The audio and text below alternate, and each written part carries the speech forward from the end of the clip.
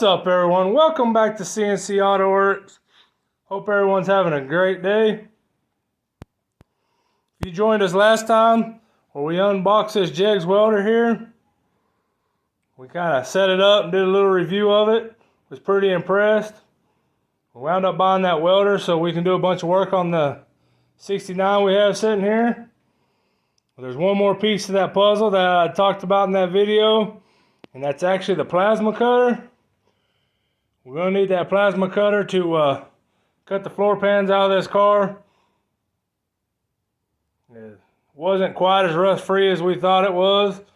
The quarters and everything were pretty rust free, but I guess they had a leaking window sill, and it got the driver's side floor pan. So we've went ahead and ordered both. I've never put the floor pans in a unibody car before. We've already put subframe connectors in it just so it would keep it a little more rigid when we get them cut out. So if anybody out there's got any advice on putting floor pans in, it'd be greatly appreciated if you leave it in the comments. Like I say, I've never tackled the floor pans in a unibody before. I've only done like patching floor pans. As you can see here, that definitely gonna need some floor pans put in her. The passenger side's actually pretty good shape, but like I say, I think a window sill or something was leaking on this side and kind of got that all boogered up. We're gonna go ahead and get this plasma torch set up and look over everything, and maybe I'll know a little bit more about it once we get it out of the box. And we'll get everything hooked up and take that thing for a test drive and see how it does. I'm not real sure. They had several different makes and models. I can't even remember which one I wound up ordering. But let's get it out of that box, get it set up, and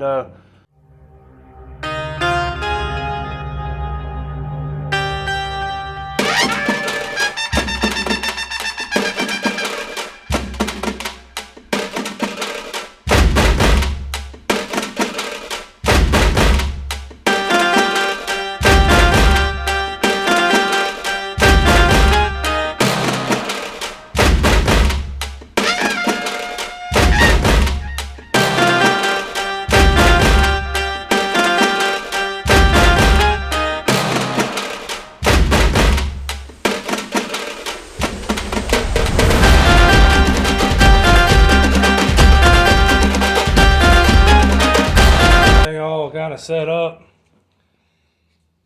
We know a little bit more about it. I do know that it was supposed to come with a air inlet hose and a water separator, and it wasn't in the packaging, so we just got it hooked up direct. It does say that it has a water separator internally, but when the hardware store opens up, I'm going to run and get a little bit of air hose and an external water trap, kind of mount it to this little cart, get that plasma cutter kind of where it sits in there better. Kind of got it sitting in there kind of wonky right now just to hook up the air. But this thing says that it'll cut up to 3/8 thick plate, sheet metal, whatever you want to call it. It's a 40 amp plasma cutter. The ground lead, it's not very long, and it's not very heavy. I don't know that it needs to be on a plasma cutter, but it's it might be 8 foot. It is longer than the welder. The clamp, it looks better than the welders.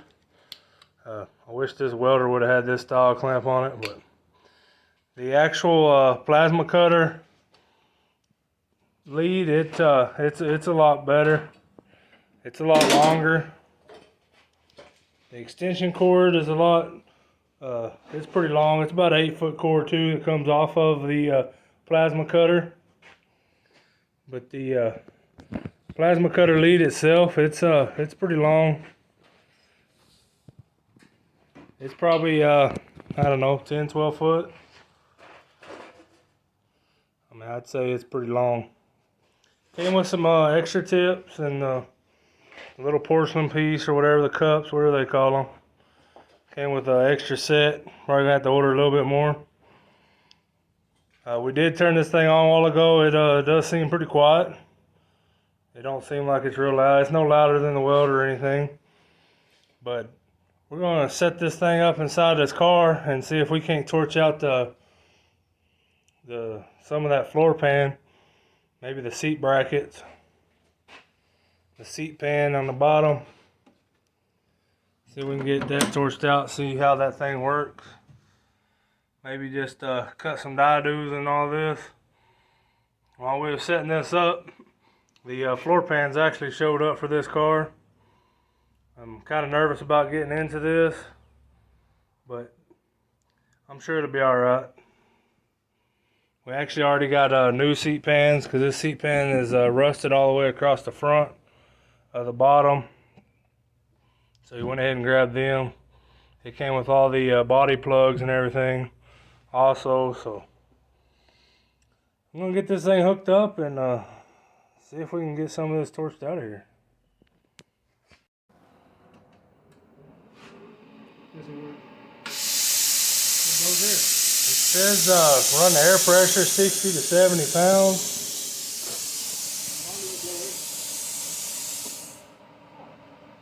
Go ahead and hit that again.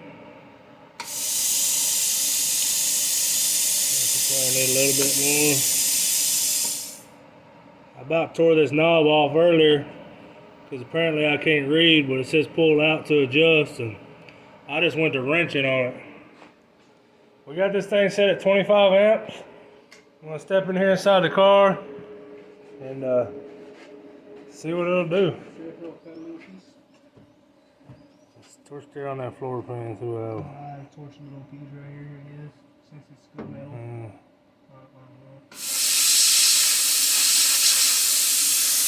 Yeah, probably on ground. You like keeping it alive.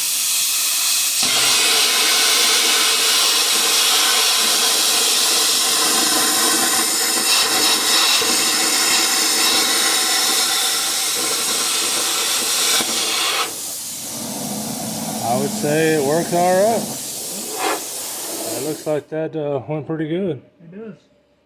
Put some of that crusty out back there. See how it works on the rusty surfaces.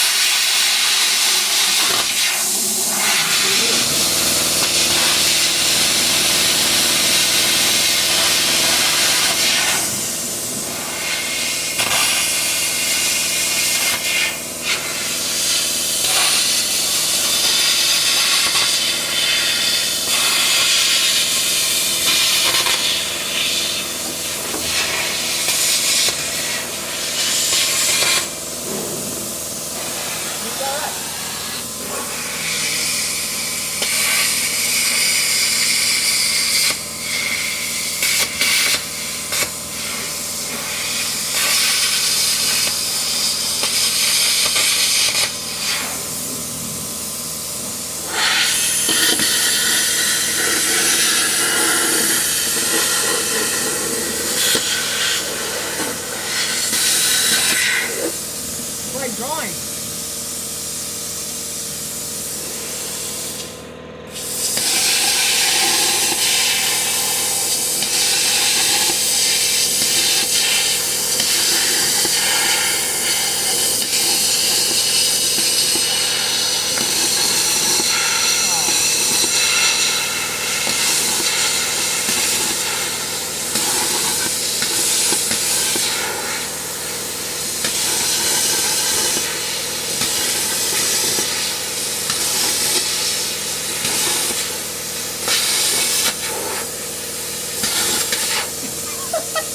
Aren't you creative?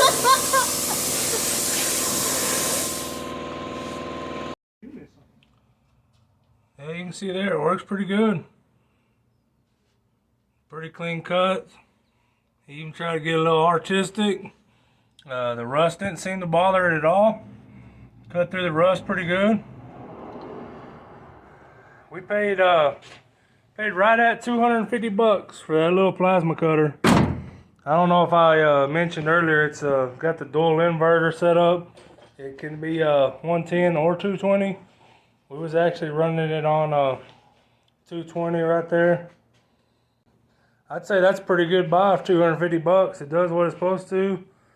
You know, you could eat up a lot of cutoff wheels on a job like this, and you can get a lot of money tied up in cutoff wheels. And that's usually how we played the game, either Sawzall blades or cutoff wheels. And I think this is going to be a good investment, or it is a good investment for us, because if this thing don't eat up the tips too bad, I would say it's going to save us money in the long run, and it's definitely going to speed everything up. Because not only do we have this project, I got my OBS F-150. We still need to do some work on his Mach 1 and start redoing it. So we definitely have a lot to come. Like I said, if anybody has any experience that they wouldn't mind sharing on cutting these floor pans out of these unibody cars, I sure would appreciate any advice that you guys are willing to give. Because like I said, this is my first time on a unibody floor pans. But I want to thank everybody for watching. And if you're interested in seeing more, we're soon to be trying to put these floor pans in. Like I said, we'd already got the, you can kind of see the subframe connectors already in from down there. You can see it up here too. Them were 10-man subframe connectors that we installed on this car. On his Mach 1, we actually had put the Globe West or something like that. Were they Globe West? Some different company. They're round subframe connectors, and I really like the way these installed. There was a lot more surface to weld to. You actually cut the cap off the back of your front subframe, and you run it in there, and you got to drill some holes and plug weld it, and they installed a lot cleaner and better. It's a lot easier. But I think it's going to do it for this video, guys. Until next time, we'll catch y'all later.